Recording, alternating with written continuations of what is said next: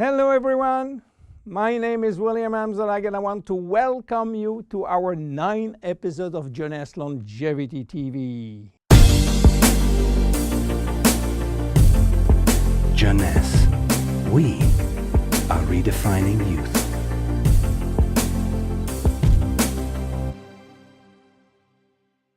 Obesity, or should I say globesity. Today, obesity is a worldwide epidemic disease. There is an outrageous eruption of a worldwide obesity even in the countries where not so long ago famine was the #1 health issue. The fatness of the world is changing rapidly, and this is very disturbing because it's going out of proportion and nobody can get any control of this new epidemic.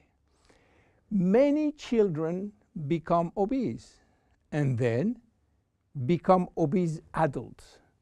The diseases associated with obesity, such as heart disease, cancer, and especially diabetes, will explode. That will mean a lot of sick people all over the world. The cost in terms of death, diseases, and money spending is just astronomical. Think about today. There is in the world about 3 billion people overweight and 800 million real obese. The cost of obesity in the United States is about 150 billion per year, which is 10% of the total US medical cost. So, what is the difference between overweight and obese? Overweight means that you gain only few kilos above standard, from 1 to 15 kilos for adults. Above this threshold, you're considered as obese. If you wish to get more detailed information, then you have to calculate your BMI, which means your body mass index, by using the following formula: your weight in kilo divided by your height in square meters. If your BMI shows score under 18.5 per square meter, it means that you need to gain weight. You are underweight.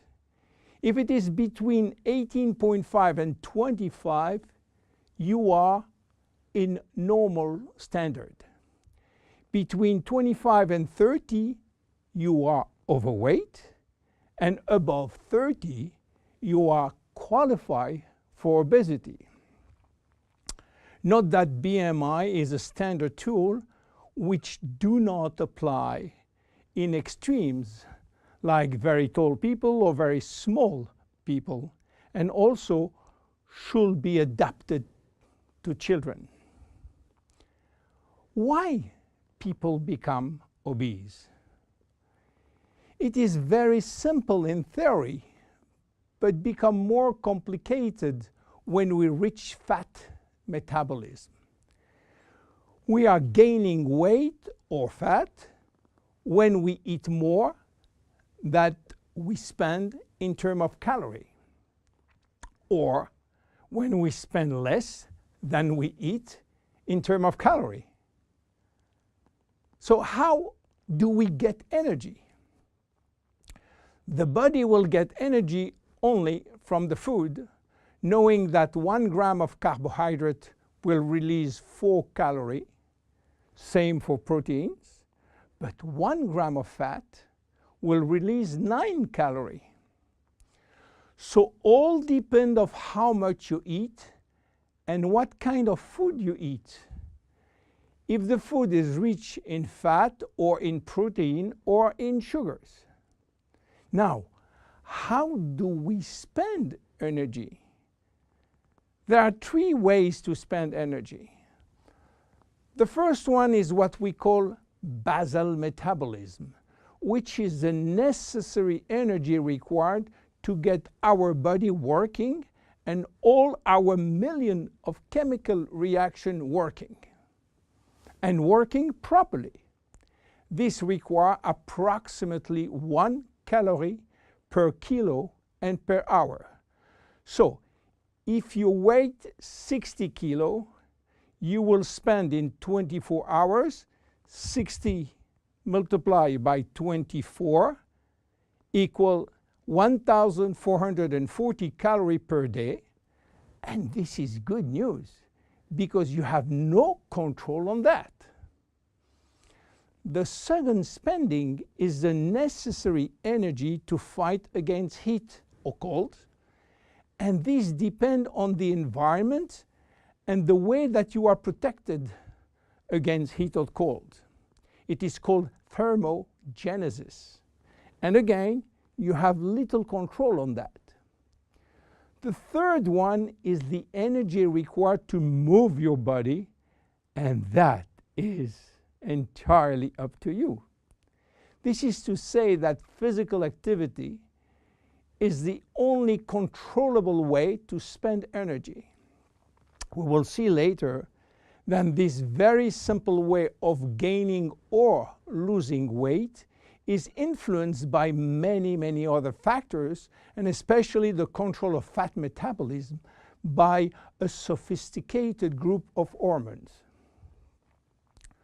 So why such epidemic? To understand, we have to go back 20,000 years ago. As surprising that it can be, our genes have not changed for the last 20,000 years. At this time, life for humans was quite difficult. In fact, life was based on food availability, and food was really available only during spring and summer. The rest of the time, no food, almost famine. Our genes has to adapt and to work in accordance with this alternance of abundance and famine, and they create a kind of energy storage. The fat cell was born. This cell has the capacity to store all kinds of energy derived from fat, from carbohydrates, and even proteins. It can increase 50-fold its size and retain energy in the form of triglycerides. Because of uncertainty of food availability, our genes were oriented toward the saving mode, which means that every time we eat, all the energy coming from the food was oriented in the storage facility. What happened 20,000 years later? Our genes are still oriented towards saving mode, but there is no more famine. On the contrary, the new society offers an extreme abundance of food rich in calories, and that all over the year. And guess what happened? Everything is going first in storage. And once in storage, it is very difficult to get out. You understand now why it is very difficult today not to gain weight or fat. But there is another factor. 20,000 years ago, in order to bring food at home, men were hunting, fishing, or climbing trees to get fruits. And that was a huge energy spending mode. Today, with the new technology created for lifting heavy items or escalator or elevator, we reduce drastically our energy spending. You understand now why it is so easy to gain weight or fat. What are the consequences of obesity in terms of health and longevity? To make a long story short, it is a disaster. Being and staying obese will lead to a long list of chronic diseases, including cardiovascular disease, diabetes, cancer, metabolic syndrome, and consequently a drastic shortening of life. That will not account for the uncomfortable physical, emotional, and mental consequences of being heavy for ourselves and for our relationship.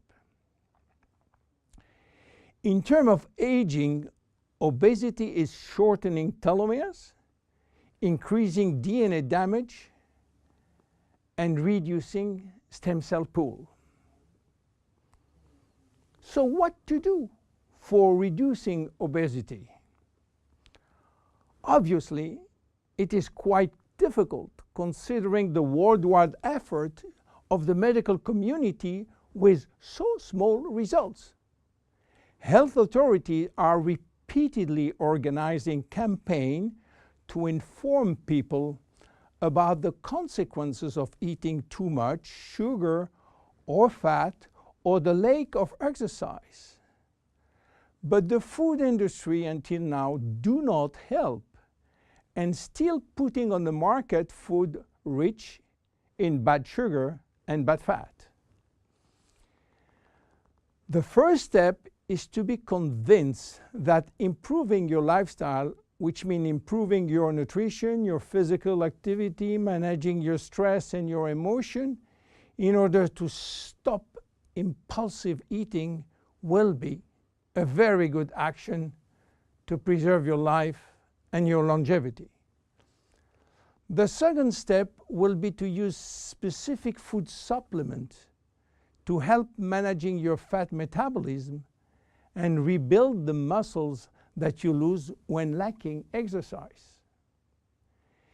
This is why Jeunesse decided to create a new line of product specially designed to counteract craving, to help fat metabolism, and to reduce muscle loss. Be with us in our next episode dedicated to the Zen Body line. My name is William Amzalag, and I will see you on our next episode. Thank you.